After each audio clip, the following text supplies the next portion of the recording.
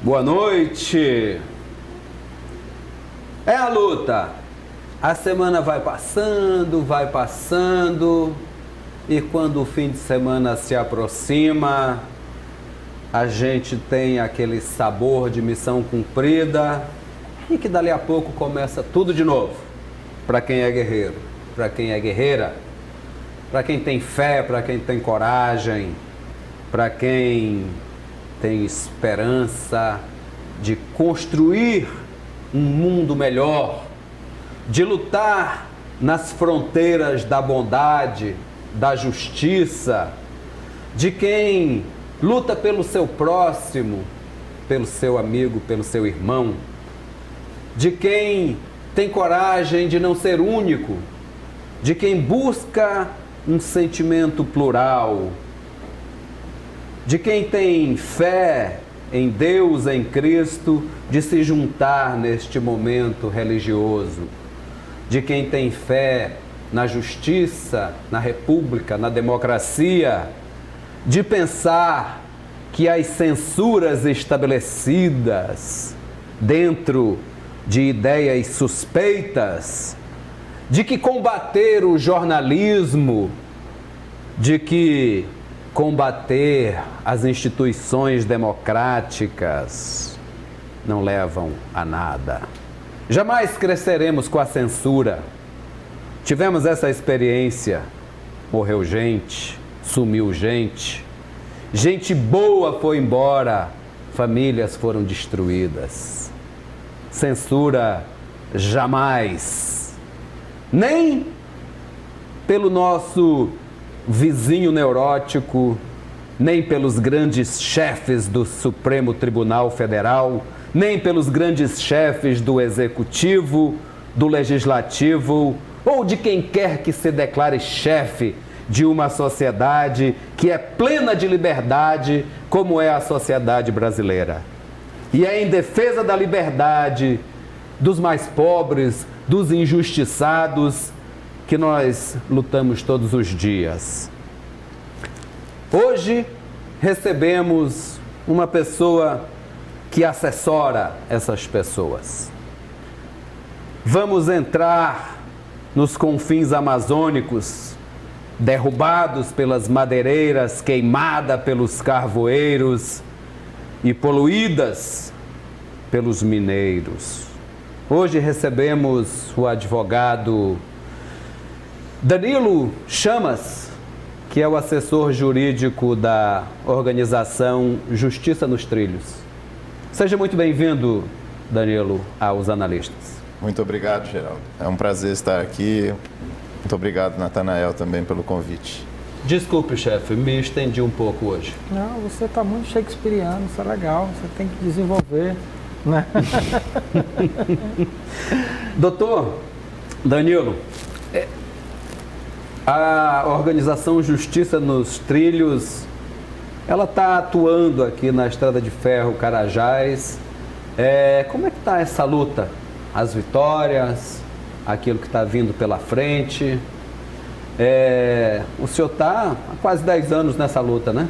Pois é, eu tive a satisfação de ser convidado pelos missionários combonianos a vir residir aqui no Maranhão. Estou aqui desde 2010 em Açailândia, no interior do estado, na região amazônica, impulsionando, ajudando a levar adiante esse trabalho, né? A Justiça nos Trilhos ela foi fundada em 2007, né? Ou seja, já são 12 anos aí de caminhada, e com esse foco, né, de atuar na defesa dos direitos das pessoas que são vítimas das operações do Projeto Carajás e dos negócios a ele relacionados, né? O Justiça nos Trilhos é composta por que tipo de membros, de entidades? Como é que ele se organiza, doutor?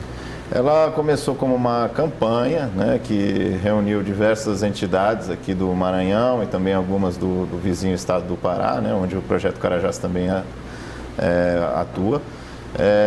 E depois se converteu em uma organização com uma equipe de profissionais, com 2 escritórios, né, um em Açailândia, onde eu estou, mas também outro aqui na capital, em São Luís. que trabalham juntos em equipe. Temos profissionais do direito, como eu, por exemplo, mas também de outras profissões, como também comunicadores, né, colegas de vocês, educadores populares e agrônomos, né? Esses são os profissionais que nós temos na equipe e que, então, nós atuamos aí ao longo desse corredor de Carajás, né, nos diversos municípios que são recortados pela ferrovia, fazendo esse trabalho com algumas das comunidades que são atingidas, impactadas pelas operações da Vale e de suas parceiras aqui no Maranhão. Tem até, Natanael, uma associação de prefeituras, né, que atua também nisso. Como que é a relação de vocês? É amigável ou alguns interesses são diversos? Nós não temos relação com esse, é um consórcio, né, de municípios. Certo. Nós vimos quando ele foi fundado, nós já vínhamos atuando já há alguns anos, né? Mas tivemos muita dificuldade de compreender também os objetivos, inclusive de acessar informações que deveriam ser públicas, né, sobre o trabalho do consórcio, o convênio firmado com a Vale, a aplicação dos recursos, né, que veio através desse convênio. Isso porque nos interessou muito, primeiro porque são informações que deveriam estar à disposição de qualquer cidadão, né, são informações de interesse público. E nós temos uma lei de acesso à informação pública que garante isso, esse direito, né? Mas também porque muitas comunidades com quem nós trabalhamos diretamente se queixam sobre a aplicação desse recurso, né? A falta de transparência e a destinação que é dada também ao recurso que, segundo essas comunidades, não para atender o objetivo que seria, né, do consórcio de compensar um pouco os impactos provocados pela Vale aqui no Maranhão. E essa discussão se acentuou agora, né, com a tragédia de Brumadinho, dos outros desmoronamentos de barragens. Como é que a população do entorno do projeto Carajás está encarando essa eminência parda ali ao redor delas? As pessoas estão vendo o que está acontecendo, né? Então elas compreendem também esse fato como uma grande violação. Na interação com a empresa, o que a gente tem visto uma preocupação da empresa em dizer que agora tem as suas atenções focadas a Minas Gerais, né, e que não pode atender as reivindicações das comunidades aqui do eixo Carajás. Isso gera também incompreensão e revolta por parte das comunidades. O que a gente tem dito e refletido, primeiro, né, que é muito importante estar atento a isso, ter uma visão global, porque tudo que está acontecendo em Minas Gerais tende a gerar pressão aqui na nossa região. A gente sabe que nos últimos anos a Vale tem investido muito no projeto Carajás, na ampliação desse projeto, né? Então ela abriu uma nova mina na Serra Sul, né, um lugar que até pouco tempo era inexplorado, ali dentro da Floresta Nacional de Carajás, da Flona. Construiu um ramal ferroviário de 100 quilômetros novo, ligando essa mina à Estrada de Ferro Carajás, que já funciona há mais de 30 anos, e duplicou toda a Estrada de Ferro Carajás e expandiu aqui o porto aqui em São Luís. Então, é um investimento muito grande que já vem sendo feito no sentido de se ampliar vorazmente, né, de uma maneira muito rápida, o volume de exploração aqui em Carajás. E isso tem trazido consequências e, como eu disse, a tendência agora, com as dificuldades encontradas em Minas Gerais, se intensificar esse processo de exploração aqui na nossa região, intensificando também o conflito. A outra coisa que eu acho bem importante, uma lição de se tirar desse fato, é a gente também perceber que tudo isso decorre de uma política deliberada da empresa de reduzir gastos com segurança, com prevenção de danos, e aumentar a produção e aumentar, consequentemente, o lucro, né? Isso é uma decisão já tomada há alguns anos, especialmente há mais ou menos 5 anos, quando houve uma baixa grande do preço do minério no mercado internacional. E isso era evidente que ia levar a situações como essa. E a outra coisa que eu tenho dito bastante também é que nós não podemos nos focar especialmente nas barragens, porque também a tendência quando acontecem esses fatos é todos os olhos se voltarem a isso, acreditarem que os maiores problemas estão nessas barragens ou nesse tipo específico de barragens a montante, né, e que resolvendo isso tudo estaria bem, quando que a mineração, na verdade, ela gera impacto todos os dias, né? Ela gera danos ao ambiente, às pessoas, à saúde das pessoas, inclusive mata pessoas, mutila todos os dias, e não é propriamente um problema de como uma barragem é feita ou não, mas é todo um modelo de exploração mineral que ele é perverso, é violador de direitos, de leis que nós temos e que acaba gerando essas consequências, sejam em grande escala, sejam em pequena escala. O senhor está atuando também na tragédia de Brumadinho, né? Sim, nós, pelo nosso trabalho aqui na Justiça nos Trilhos, nós também temos relações em rede com outras organizações para além daqui da nossa região.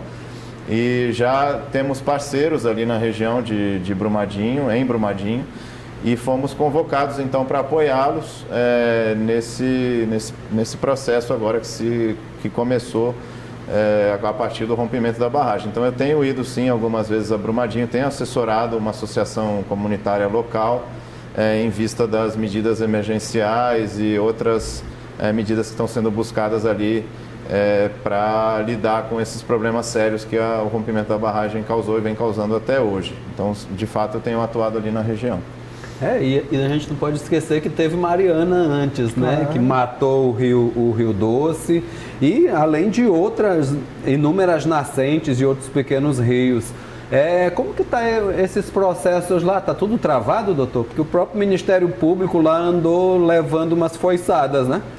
Ali, pelo que a gente tem visto, né, em comparação com o caso anterior, existem avanços, né? As instituições agora estão trabalhando mais conjuntamente, né, e conseguindo, através de uma ação judicial específica que tramita em Belo Horizonte, firmar acordos importantes para medidas emergenciais em relação aos atingidos. Então, por exemplo, foi determinado nesse processo o pagamento de um valor mensal a todos os cidadãos moradores de Brumadinho e de outros municípios também que estão na bacia do Rio Paraupeba, que também foi totalmente destruído, né? E isso é algo que é positivo, né? Na medida em que pelo menos dá um respiro para essas pessoas e faz a economia do local também revigorar, porque pelo menos não morrer, né, esse doutor? fato atingiu vários setores da economia de Brumadinho e realmente a gente tem conversado com vários ali e muitas pessoas sendo demitidas e realmente é importante a economia revigorar. Fazemos uma paradinha e voltamos em seguida aqui com o Dr. Danilo Chamas. Voltamos aqui com os analistas. Hoje recebemos o advogado Danilo Chamas, que é assessor jurídico da ONG Justiça nos Trilhos, que atua muito diretamente junto com os investimentos, digamos assim, a atuação da companhia Vale, que vem lá de Paraupeba, a estrada de Carajás, estrada de ferro Carajás, que vem terminar aqui no Porto do Itaqui. Então tem tudo a ver com o Maranhão. Danilo, essa estrutura gigantesca desenvolvida pela Vale traz algum benefício para essa sequência enorme de comunidades, de cidades que ela atravessa? Pois é, muita gente se refere a esse tipo de empreendimento como o progresso chegando, né, o desenvolvimento. Ele veio nessa perspectiva, né, da ditadura militar, da ocupação da Amazônia, da interligação da Amazônia com o resto do Brasil. O discurso foi esse, né? A promessa feita naquela época foi essa, de que isso ia trazer melhores condições de vida para a população que já vivia aqui ou que viria a viver aqui. Quando completou 30 anos, né, que foi alguns anos atrás, 2014, 2015, nós, junto com uma série de organizações e universidades, realizamos um processo que culminou no seminário Carajás 30 anos. Onde foi feito um balanço, então, dessa promessa de desenvolvimento. Eu não tenho dados aqui para trazer, mas eu tenho testemunho, né, de muitas pessoas que estavam antes, né, que viram isso acontecer, essas transformações todas acontecerem, e a grande maioria avalia que, na verdade, essa promessa não se cumpriu e, ao contrário, a grande parte das transformações foram negativas, né? As pessoas ainda sofreram alterações no seu modo de vida, que para pior, né? Então, as cidades não se desenvolveram no sentido, vamos dizer assim, melhor da palavra, né? Não se estruturaram, claro, aumentaram, a população foi crescendo, mas o bem-estar realmente é algo que não se vê. Evidentemente, nessas situações, algumas pessoas sim se enriquecem, né? Mas, infelizmente, pelo que a gente vê, o balanço geral é de que, para muitas pessoas que já estavam aqui, essa promessa não se cumpriu. Muitas comunidades sofrem ações diretas ou indiretas. Por exemplo, a cidade de Açailândia, onde você mora, tem ali um grupo de siderúrgicas que trabalha com o processamento do minério, e isso gera uma poluição, digamos assim, em termos mais simples, e que prejudica sobremaneira uma comunidade de Açailândia, que é o Piquiá, e que é uma comunidade que são mais de 300 famílias, que vem numa luta muito antiga com essas siderúrgicas da região, doutor. Como é que está a situação dessa comunidade de Piquiá? Enfim, eles conseguiram ser remanejados? Não, ainda não. O reassentamento de Piquiá de Baixo ainda não foi concretizado, né? A obra está em andamento. Qual obra, doutor? Vamos lá, então, né?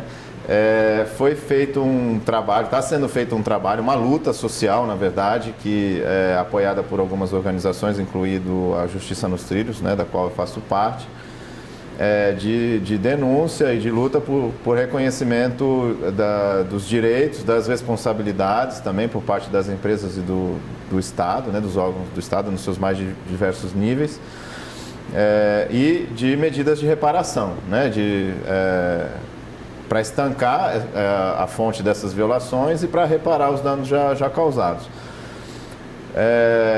Isso se refere a uma gama de medidas que se está buscando realizar. Muitas delas ainda não se conseguiu realizar, mas uma delas em especial diz respeito ao reassentamento dos moradores de Piquiá de Baixo. Que é uma parte de todo o Piquiá, né? Uma parte menor de todo o Piquiá, que também é atingido. Todos os moradores de Piquiá são atingidos, e aí estima-se que são cerca de 7.500 moradores. Mas esse trabalho do reassentamento ele se resume aos moradores de Piquiá de Baixo, que é uma que parte... são essas 300 e poucas famílias. São 312 famílias, mais ou menos 1.100 pessoas. E aí o que é que se propõe, né? Que é a construção de um novo bairro distante do local, né, da poluição, ou seja, afastado, né, daquilo que causou essa situação, para que essas pessoas possam morar e viver de maneira digna, com saúde, enfim, em melhores condições, né? Isso é um trabalho que vem sendo desenvolvido a partir primeiro do próprio interesse dos moradores, né? Eles que, entre várias possibilidades, né, que poderiam ser, por exemplo, lutar para que as indústrias fechassem e deixassem de operar, ou lutar por uma possível convivência mais harmoniosa, com a instalação de alguns mecanismos para reduzir as emissões, ou lutar por indenizações individuais, né, que as pessoas pudessem sair por elas mesmas e encontrar cada um local diferente para viver. Não, nenhuma dessas vigorou. O que a comunidade escolheu foi realmente buscar esse reassentamento coletivo, né, que a comunidade inteira pudesse, num trabalho financiado pelas empresas, mas em condições em que elas pudessem participar das decisões, né, do local, de como será esse novo bairro, os tipos de casas, o que serviços esse novo bairro vai conter, etc. Que tudo isso pudesse contar com a participação dos moradores e, a partir daí, com o financiamento dos responsáveis, né, as empresas e os entes públicos, se viabilizasse essa novo bairro. E esse acordo foi feito? A duras penas, depois de muitos anos de batalhas, né, em que cada passo necessitava uma nova negociação e muitas vezes muito do que se avançou também dependeu de ações diretas dos moradores, né, de ações de protesto, de bloqueio, por exemplo, da BR-222, que passa bem em frente à comunidade, ou de bloqueio da entrada das empresas, de presença em audiências, presença assim, um grupo considerável de moradores em audiências, em reuniões do Ministério Público, em reuniões aqui em São Luís. Muitas vezes as pessoas organizaram ônibus e vieram para cá quando havia alguma decisão a ser tomada aqui que não saía ou que não estava bem.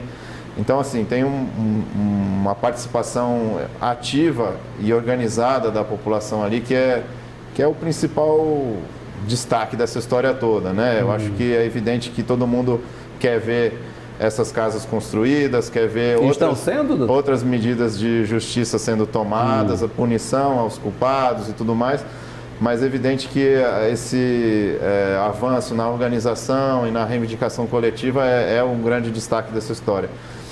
Sim, finalmente em novembro do ano passado é que as obras começaram. É um projeto que é tocado pela Associação de Moradores, ela é a responsável por essa obra, né, a gerir o orçamento da obra, contratar todos os serviços necessários. E quem está pagando, doutor? Pois é, foi feito, como eu disse, né, foram feitas várias rodadas de negociações e a solução que se encontrou para viabilizar essa obra, a partir de muita resistência, né, por parte de todos esses atores, foi aceder ao programa habitacional Minha Casa Minha Vida, pela modalidade entidades, né, aquela em que a entidade é que solicita o recurso, mas com complementação, uma complementação numa porcentagem menor por parte das empresas, né, tanto as siderúrgicas, o seu coletivo o seu coletivo e a Vale em si também. Afinal, depois de um processo longo de negociações, se comprometeram com parte dos recursos, aí, uma parte menor, que chega a mais ou menos 25% de todo o orçamento, né? Essas empresas siderúrgicas são grandes empresas, doutor? São empresas que não são daqui, né? Tem aí a Viena Siderúrgica, a Gusa Nordeste, que é do grupo Ferroeste. São sociedades anônimas? Sim, mas que operam também em outros estados do Brasil. Também a Queiroz Galvão chegou a operar por um bom tempo ali. São quantas siderúrgicas, mais ou menos, doutor, por lá? Até pouco tempo funcionavam 5. 5. Hoje, gerando que número de empregos? Eu não tenho esse dado. Sim. Hoje são 2, mas também nesse tempo, recentemente, se instalou uma cearia, né? Que já também ali mesmo transforma o ferro-gusa em placas de aço e dali aquilo é vendido para outros mercados, né?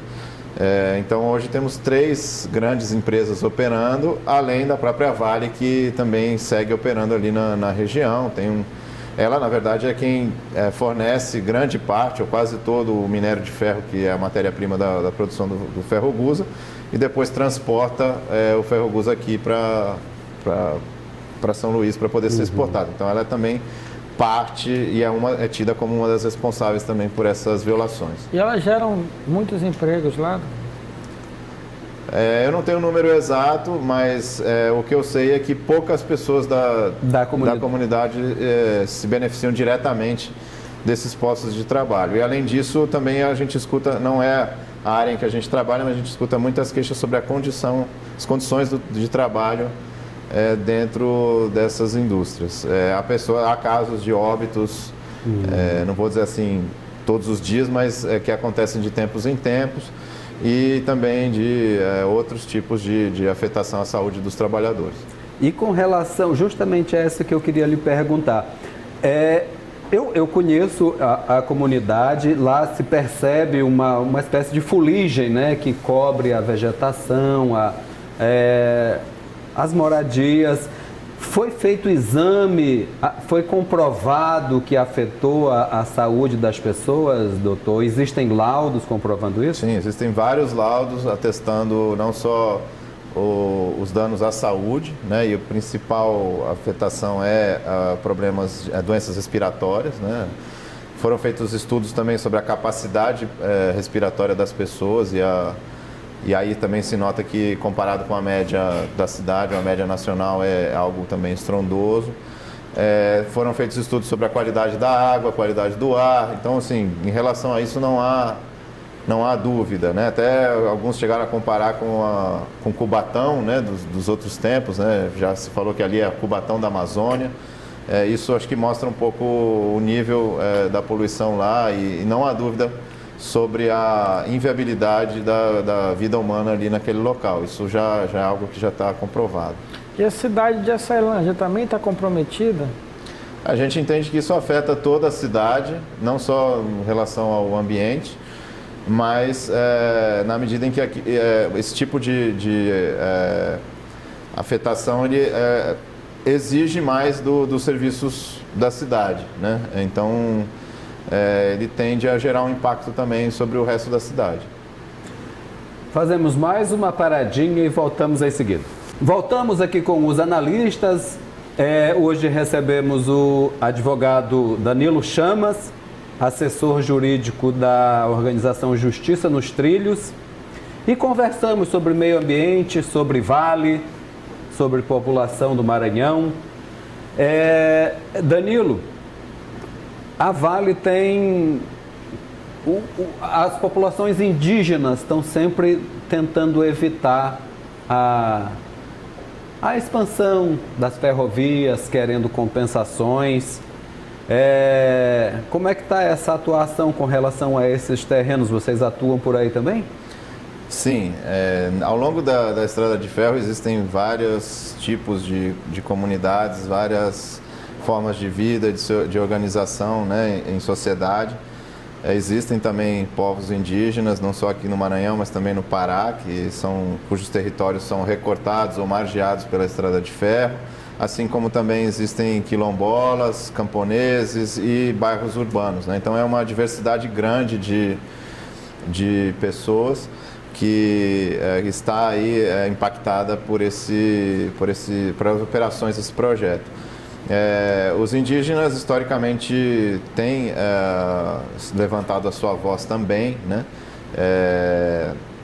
No momento da construção do projeto, né, houve uma imposição do Estado para que eles fossem compensados, recebessem um recurso por conta, né, de terem as suas terras, vamos dizer assim, invadidas, né, pelo empreendimento. Isso mais recentemente tem mudado por imposição da Vale, ela já não reconhece mais esse dever de compensar. O que a gente tem visto é que ela agora tem tratado os indígenas como objeto dos seus programas de responsabilidade social, né, que é diferente de uma relação de alguém que reconhece uma obrigação a partir de um dano que está provocando, né? Então, isso de tempos em tempos gera atritos, gera crises, gera protestos, até bloqueio da circulação dos trens, né? Consequentemente gera processos judiciais contra as pessoas que fazem os protestos. E isso, infelizmente, mostra uma inabilidade que eu vejo, né, da empresa em interagir com seus vizinhos, né, com as pessoas que ela mesma acaba impactando. A gente percebe ao longo aí da ferrovia muitas demandas que, ao meu modo de ver, poderiam ser atendidas até facilmente, que certamente não comprometem o orçamento, né, o faturamento da empresa, mas que por essa inabilidade elas acabam não sendo atendidas e acabam gerando um conflito ainda maior, né? É isso que eu ia lhe perguntar, porque, por exemplo, a ferrovia não vai sair da onde está e as populações também não vão sair da onde estão, principalmente nas áreas mais urbanizadas, onde a afluência é maior. Vocês têm uma proposta de convivência, já que o senhor falou que há exigências ou demandas que seriam facilmente exigidas. Qual que é a proposta de convivência de vocês? Sim, há muitos direitos e deveres previstos na legislação que, se tivessem sendo considerados, muita coisa estaria sendo evitada. Uma coisa é a gente discutir se realmente é interessante para o povo brasileiro, para o povo maranhense, paraense, que esse projeto esteja aqui e funcione dessa forma, né, com essa voracidade. Isso acho que é uma discussão que tem que ser feita, né? Se vale a pena explorar os minérios que a gente tem nesse nível e dessa maneira, né? E a quem interessa isso, em que medida isso não deveria estar mais no nosso controle, né? Isso é toda uma discussão que é importante ser feita. Mas, além disso, como a gente também trabalha diretamente com pessoas que têm essa perspectiva de seguir morando aqui e tem que conviver com esse projeto, então a gente busca, a partir da lei, do que já está previsto como obrigações e direitos, né, dessas partes, equacionar alguns desses problemas. Uma das questões, por exemplo,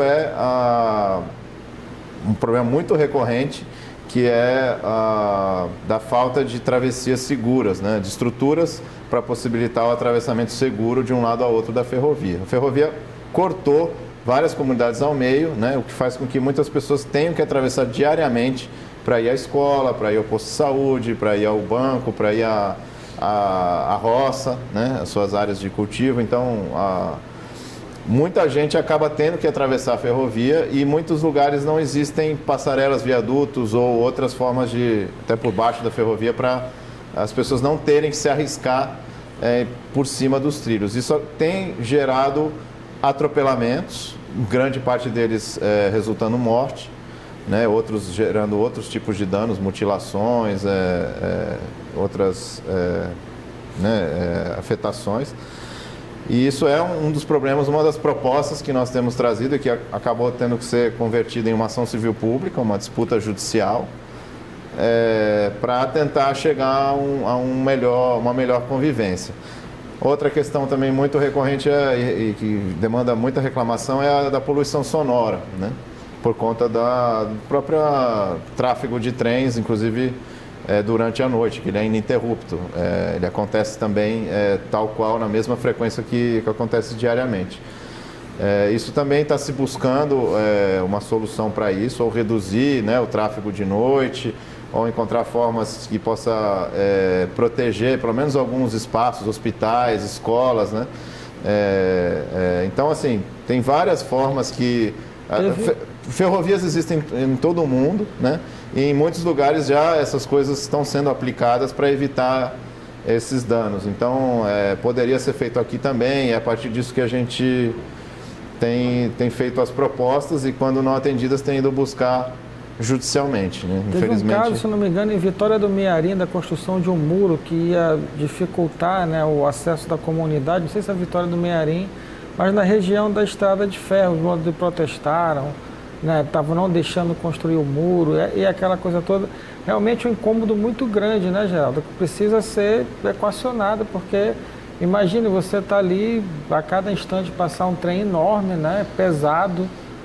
E a frequência só tende a aumentar agora, claro. Como a gente está dizendo, inclusive tem um dado recente de que já superou os 200 milhões de toneladas ao ano, né? Imaginem que quando foi construído o projeto, a meta era 35 milhões. Então, assim, a gente já está num patamar muito grande desculpa eu ter te interrompido, né? Mas claro. era mais para complementar, para dizer que a frequência de trens ela vai aumentar. Isso já está previsto nos próprios estudos que possibilitaram essas obras.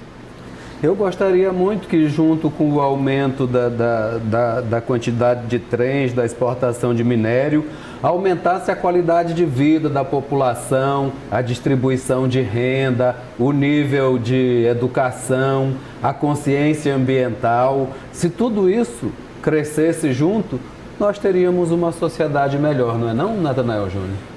Vender um milagre econômico, né, Geraldo? Mas o milagre não é para todos. Pois é para poucos. Esse é que é o problema. Doutor, eu acho que falamos aqui coisas, algumas até dolorosas, mas vamos terminar de uma forma mais leve, se é que isto é possível, né? Vamos brincar de bloqueia ou compartilha.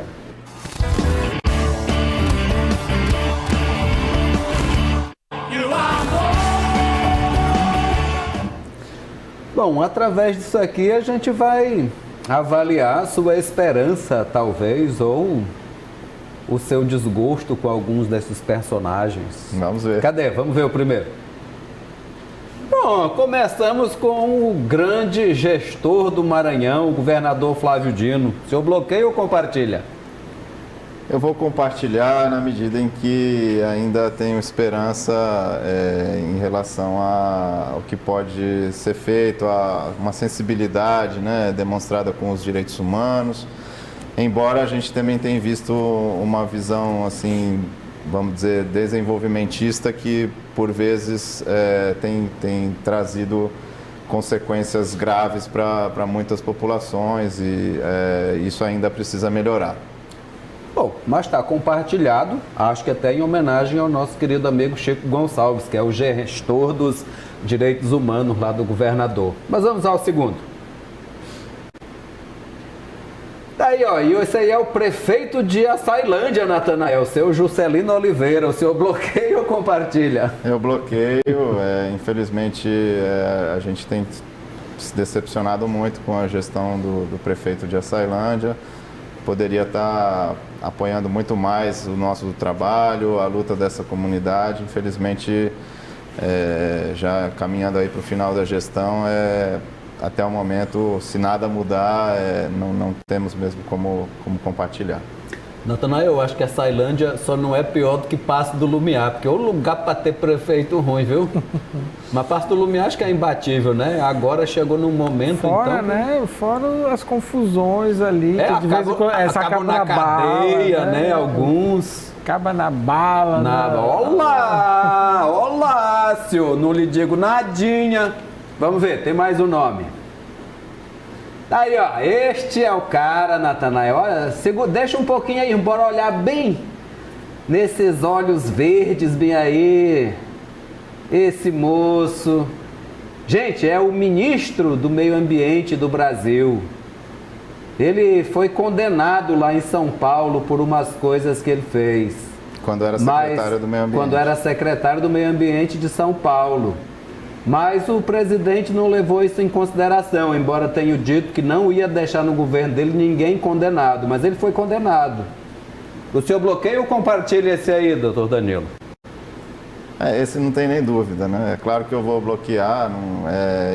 Enfim, um ministro do Meio Ambiente que é contra o meio ambiente, realmente eu não tenho como ver com bons olhos. E as próprias medidas que estão sendo tomadas, a gente está vendo também... que realmente não há como aprovar, então não há dúvida. Está bloqueado. E para finalizar, Fábio Schwartzman é o presidente da Vale. Bloqueia ou compartilha? Ele diz que a Vale é uma pérola que não pode ser condenada.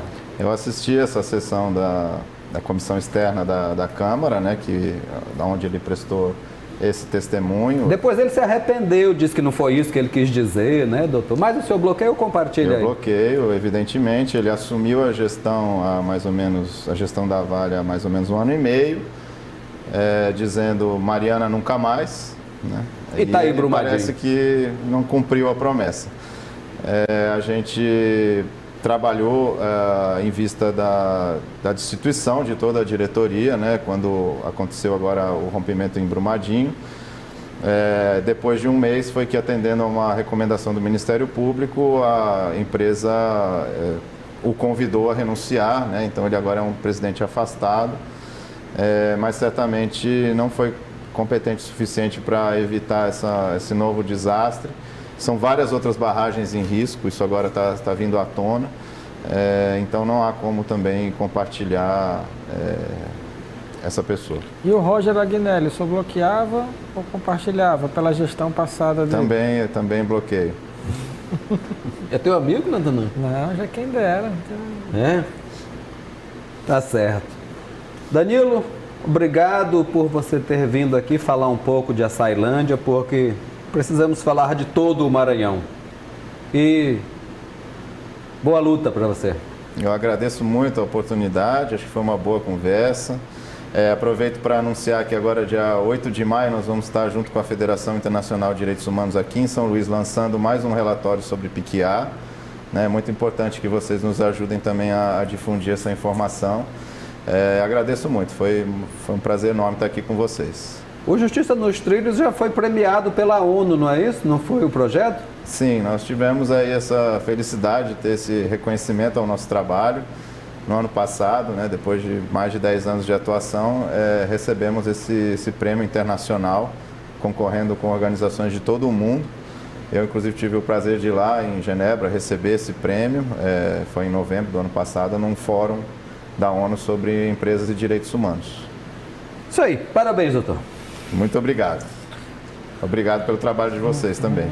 Obrigado, doutor. Só corrigindo, quem dera não, né? Foi uma expressão de se afastar também, bloqueado total, porque o que está acontecendo hoje também é responsabilidade por ter fechado os olhos no passado, né, Geraldo? É isso aí. É bom crescer, mas é bom que todos cresçam. É bom ganhar dinheiro, mas que todos ganhem. É isso aí. Basta de injustiça, basta de censura.